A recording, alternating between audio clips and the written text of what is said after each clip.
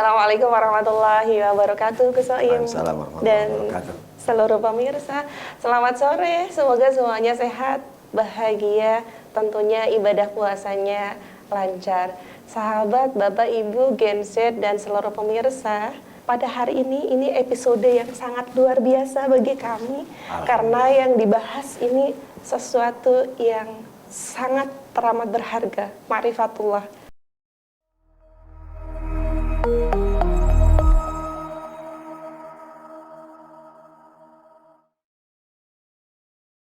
Assalamualaikum warahmatullahi wabarakatuh. Pemirsa NU Online Cilacap yang diberkahi Allah Subhanahu wa Ta'ala dimanapun berada, para bapak, para ibu, sahabat-sahabat, teman-teman semua. Alhamdulillah pada episode kali ini saya bisa hadir di studio NU Online Cilacap, tentu untuk meramaikan Ramadan dengan kajian-kajian, dengan amal-amal yang bermanfaat. Dan tentu salah satu amal yang sangat bermanfaat dan sangat penting adalah ilmu.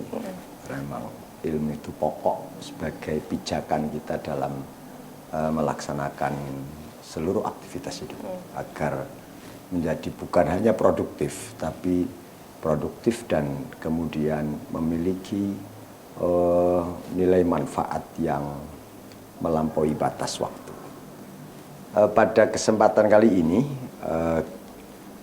sebagaimana tadi disampaikan oleh Mbak Hos yang luar biasa, adalah mengusung tema yang sebetulnya cukup berat ya, tapi ini sesuatu yang sebetulnya asyik ya, karena ini tentang ma'rifatullah yang secara harfiah adalah diartikan sebagai pengenalan kepada Allah Subhanahu wa Ta'ala. Perkenalan itu bisa jadi sesuatu yang mengasihkan atau bahkan bisa menjadi sesuatu yang menyebalkan.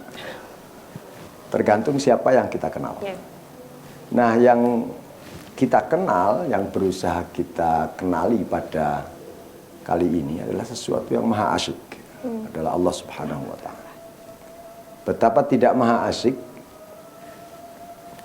dalam tanda kutip, di tangan beliau segalanya terjadi. Bukan hanya senyum kita, bahagia kita, menderita kita, itu ada di kekuasaan beliau. Sehingga beliau itu sebagai objek perkenalan ya, menjadi sesuatu yang sangat asyik, sangat menarik, dan rugi orang yang tidak mengenal Allah Subhanahu wa Ta'ala. Bagaimana hubungannya dengan puasa? Puasa sebagai jalan untuk menuju ma'rifatullah. Puasa ini salah satu syariat agama yang bisa dibilang paling kuno.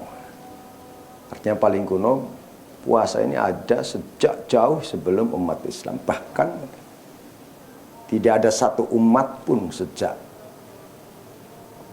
generasi pertama manusia, kecuali pasti ada aturan agama untuk melaksanakan puasa. Sebagaimana disebutkan dalam Al-Quran, kutiba alaikumusiyam kama kutiba alal ladzina min qablikum la'allakum tattaqun.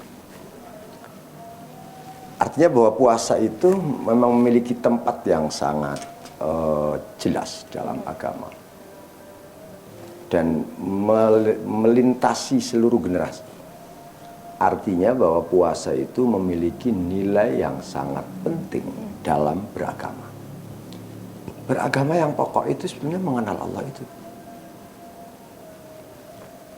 Jadi seluruh ibadah kita itu konteksnya adalah ma'rifatullah, untuk mengenal Allah Subhanahu wa Ta'ala. Karena sejauh mana kita menjadi orang yang beruntung, menjadi orang yang sukses gitu ya, itu ukurannya sebetulnya adalah sedekat apa kita dengan Allah, sejauh mana kita mengenal Allah Subhanahu wa Ta'ala. Semakin mengenal, semakin dekat, dan paralel dengan itu semakin sukses kita, semakin bahagia kita. Untuk itu tentu ada hubungan, korelasi yang sangat kuat antara puasa dan ma'rifatullah, mengenal Allah. Karena tadi itu salah satu indikatornya adalah bahwa puasa itu salah satu ibadah yang disyariatkan bukan hanya bagi kita umat Islam, tapi seluruh umat manusia sejak generasi pertama itu ada syariat puasa, tentu dengan cara yang berbeda-beda, teknis itu, hal teknis. Apa hubungannya ma'rifatullah dengan puasa? Allah itu sesuatu yang sebetulnya sangat mudah dikenali. Seharusnya kita begitu mudah mengenal Allah, karena Allah lebih jelas dari apapun, karena Allah yang mempertegas segalanya. Allah sebagai objek terlalu besar untuk bisa ditutupi, untuk bisa disimpan, sehingga tidak dikenali. Tapi seringkali kita ini yang tidak mudah mengenal Allah. Kita punya mata, tapi tidak bisa mengenali Allah dari mata kita. Kita punya telinga. Kenapa demikian? Karena alat untuk mengenal yang paling pokok itu sebetulnya bukanlah bola mata kita. Alat untuk mengenali itu yang paling pokok bukan anggota fisik kita ini, tapi alat untuk mengenal yang pokok adalah hati, akal. Sementara hati dan akal itu, hati akal sebagai alat untuk mengenal, alat untuk mengenali, memahami, untuk mengingat, itu bukan jenis materi, tapi dia bersemayam di dalam materi, yaitu fisik.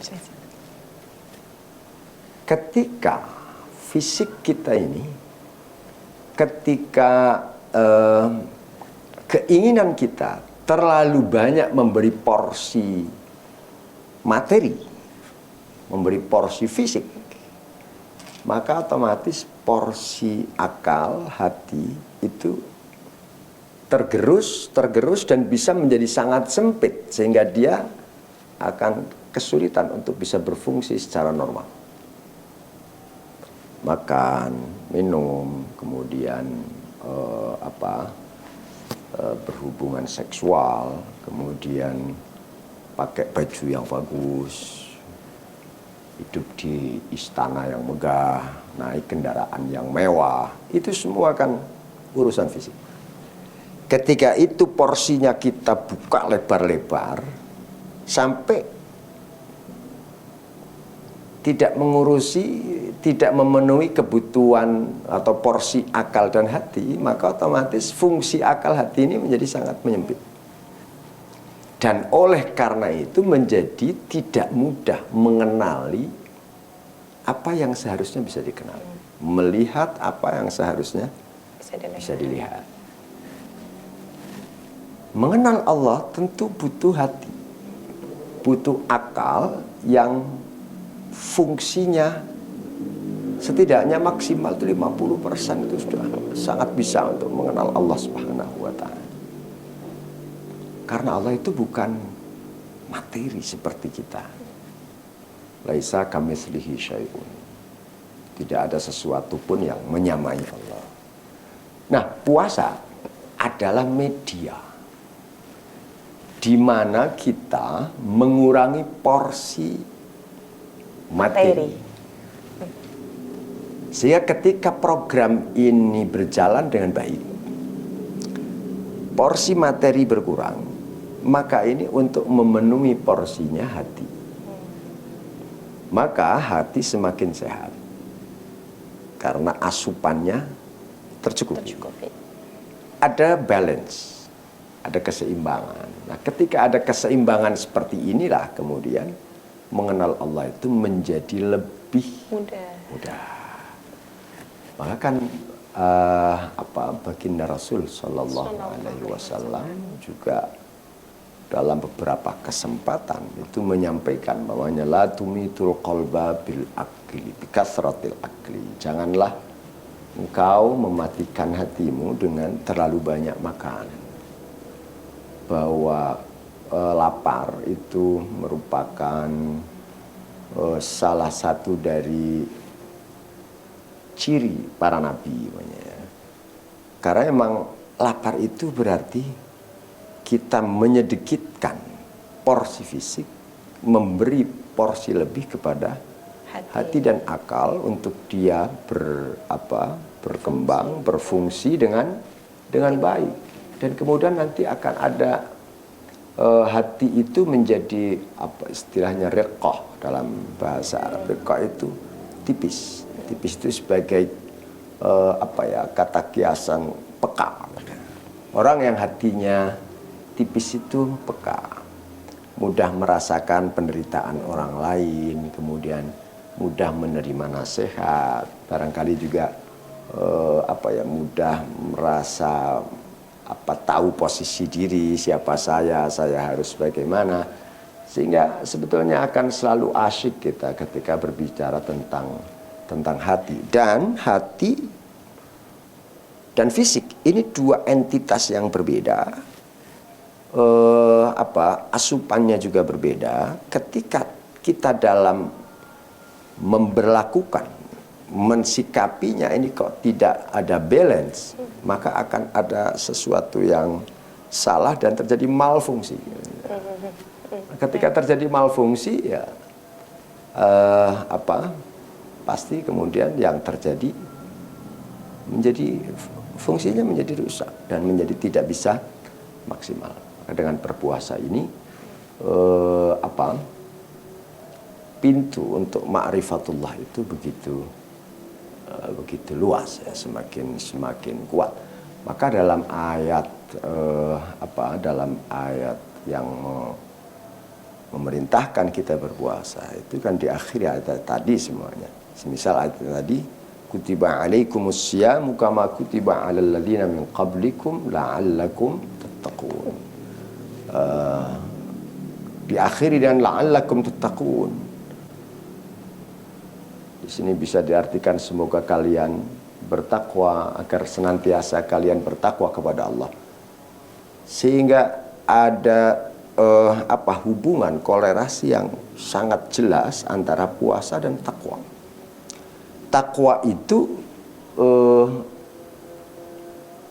kalau bahasa umum disebutkan adalah, kalau secara harfiah takwa itu takwiyah, bisa menjadi tameng, bisa menjadi benteng. Berarti ada ancaman, ada serangan. Ketika kita punya ketakwaan, maka kita mampu menahan serangan setan. Karena kita takwa, maka aman kita. Atau takwa adalah ketakutan kepada Allah dalam arti ketundukan kepada Allah. Tentu yang takut, yang tunduk, yang cinta, yang selalu menuruti, itu pasti dimulai dari kenal. Makanya sayang itu nggak bisa muncul tiba-tiba. Kenal dulu, tak kenal maka sayang, begitu. Nah, oleh karena itu kenal ini menjadi kata kunci, ya. Dan barangkali perlu saya sampaikan di sini, banyak peristiwa besar yang terjadi di bulan suci Ramadan, di mana bulan suci Ramadan adalah bulan puasa. Apa itu? Turunnya Al-Quranul Karim itu di bulan suci Ramadan. Lailatul Qadar itu juga di bulan suci Ramadan. Beberapa perang besar yang dimenangkan oleh umat Islam itu terjadi di bulan Ramadan. Apa korelasinya? Bahwa hanya ketika kita mampu dan mau mengendalikan hawa nafsu yang adalah porsi fisik, disitulah kita bisa meningkatkan level hidup kita secara hakiki. Kejiwaan kita, kepekaan kita, pengenalan kita kepada Allah. Sehingga apa hubungannya puasa dengan Quran? Kok Al-Quran diturunkan di bulan puasa? Orang yang tidak mampu mengendalikan nafsunya tidak akan mampu mengikuti Al-Quran. Baca saja susah, ya. Baca saja susah. Yang sudah bisa baca pun ketika nafsunya lost doll gitu, ya. Betul, libet. ya nggak akan mampu mengamalkan. Terlalu berat Al-Quran untuk diamalkan. Bahwa orang yang tidak mau berpuasa, menahan, mengendalikan hawa nafsunya, dia akan sedikit mendapatkan kesempatan Lailatul Qadar. Maka puasa itu, bahkan sebagian ulama mengatakan puasa adalah kita at-takhalluq bi khuluqillah. Kita berakhlak dengan akhlak Allah. Puasa. Kenapa? Karena Allah itu zat yang maha tidak makan, tidak minum. Puasa itu menjadikan kita mirip dengan malaikat. Karena malaikat tidak punya syahwat. Malaikat tidak pernah makan, minum, kemudian berhubungan seksual. Ketika kita berpuasa, sepertinya kita sedang posisi bahwa dalam diri kita kan ada unsur malaikatnya, ada unsur ketuhanan. Porsi itu kita beri lebih dengan berpuasa. Dan oleh karena itu semakin mendekat ke sana dan tentu semakin mudah untuk mengenali. Jadi kalau boleh saya menyimpulkan bahwa puasa itu sangat-sangat efektif sebagai cara untuk ma'rifatullah. Tentu ini pintu saja. Tentu ini pintu saja baru ya. Masih ada banyak cara, masih ada banyak jalan menuju ma'rifatullah. Jadi ini harus kita tegaskan. Awas ya, jangan sampai bahwa kenapa puasa baik? Karena puasa itu menyakiti diri. Kan lapar itu bikin lemes, bikin mungkin kita lambungnya juga atau bikin produktif. Berarti kenapa puasa baik? Karena puasa menyakiti diri. Kalau itu kesimpulannya itu bahaya. Kenapa? Berarti segala hal yang menyakiti diri, semakin menyakiti diri, semakin baik. Pokoknya kita kemudian bunuh diri berarti baik dong, karena itu sangat menyakiti diri. Atau melukai diri sendiri berarti baik dong. Enggak. Jadi puasa baik itu bukan karena dia menyakiti. Coba kalau Imam Ghazali dalam kitab Ihya itu mengatakan bahwa ini sama dengan obat kok. Obat itu orang kalau sakit minum obat, katakanlah sembuh gitu ya. Sakit minum obat sembuh. Apa sembuhnya karena pahitnya obat? Tidak juga. Tidak, karena unsur-unsur yang ada di dalam obat itu yang kemudian memang diperlukan dalam rangka pengobatan penyakit tertentu, bukan karena rasa pahitnya. Jadi karena memang ada unsur-unsur tertentu di dalam obat itu yang dibutuhkan dalam rangka pengobatan, penyembuhannya. Itu jadi bukan pahitnya. Kalau obat itu istilahnya apa sih, obat kalau manjur gitu ya. Obat manjur itu karena pahitnya, berarti semua yang pahit itu mestinya obat. Tapi enggak tuh. Berarti semua yang enggak enak itu obat. Tapi yang enggak tuh coba aja makan itu, minum itu minyak tanah, enggak enak gitu, tapi bukan obat itu. Jadi kita harus tepat ya. Jadi unsur bagaimana kita memberi porsi kepada yang non fisik dari diri kita, yaitu hati dan akal. Disitulah menjadi satu frekuensi dengan Allah, dengan malaikat, dengan ma'rifatullah. Oleh karena itu puasa sangat penting sebagai pintu ma'rifatullah. Saya kira itu pemirsa dimanapun Anda berada, sehingga mari kita gunakan bulan Ramadan ini sebagai media kita untuk membersihkan hati, menjernihkan akal pikiran, dan mengenal Allah Subhanahu wa Ta'ala akan menjadi lebih mudah, menjadi lebih ringan, katakanlah begitu ya. Dan saya yakinkan bahwa mengenal Allah di semua prosesnya itu sangat asyik, karena Allah adalah zat yang maha asyik. Terima kasih. Semoga bermanfaat. Assalamualaikum warahmatullahi wabarakatuh.